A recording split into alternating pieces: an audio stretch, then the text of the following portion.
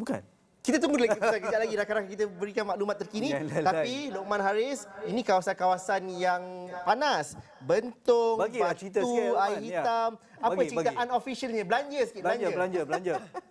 Ya, keputusan tak rasminya Bentong ini agak panas untuk Pakatan Harapan, terutamanya sejak kebelakangan ini kerana kita lihat ada sedikit pertelingkahan antara calon-calon yang diletakkan dan sebagainya. Tapi apa pun tak apa. Apa pun calon Pakatan Harapan yang diletakkan di sini, bekas adun ketari, sekarang ni cuba untuk menjadi ahli parlimen di Bentong buat pertama kali, sedang mendahului dengan hampir 20,000 undi untuk Yang Shafura Othman atau Rara, meninggalkan setakat ini Liao Tiong Lai, satu lagi nama besar di Bentong ini yang memperoleh 17,101 undi. Calon Perikatan Nasional berada di tempat ketiga, kurang 10,000 undi, Roslan Hassan. Dan Wong Tat yang sebelum ini menjadi penyandang Bentong dan agak marah dengan keputusan PH untuk menetapkan Rara sebagai calon ketika ini. Beliau bertanding di atas tiket bebas tapi berada di tempat kedua terakhir setakat jam 10.26 tadi. 458 untuk Wong Tat. Dan Acik juga kurang 3 digit undi di Bentong. PH mendahului di Bentong. Manakala di Batu, ini satu kerusi yang banyak kali kita sembang kerana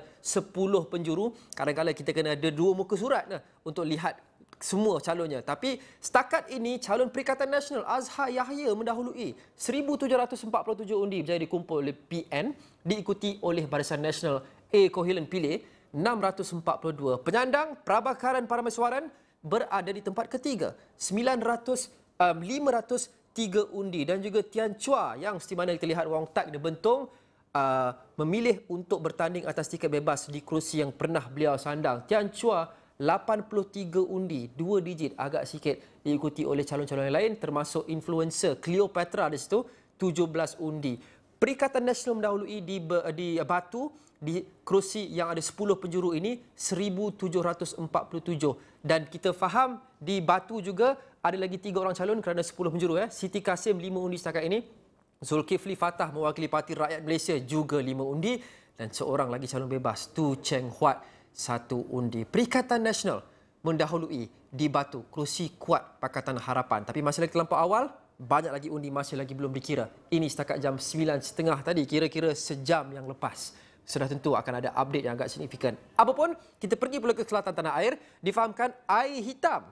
Satu kerusi yang signifikan juga. Apa kata keputusannya di Air Hitam? Datuk Seri Wee Ka Siong setakat ini mendahului tapi tidak dengan begitu selesa. 17,172 dan mengikuti rapat adalah calon Pakatan Harapan 15,575 untuk Sheikh Omar Bagharib Ali. Sudah tentu Datuk Seri Wee Ka Siong adalah penyandang kerusi ini di Air Hitam sejak beberapa PRU lepas pun sebenarnya. Tapi kita lihat PH sedang mencabar dan memberikan cabaran yang agak signifikan.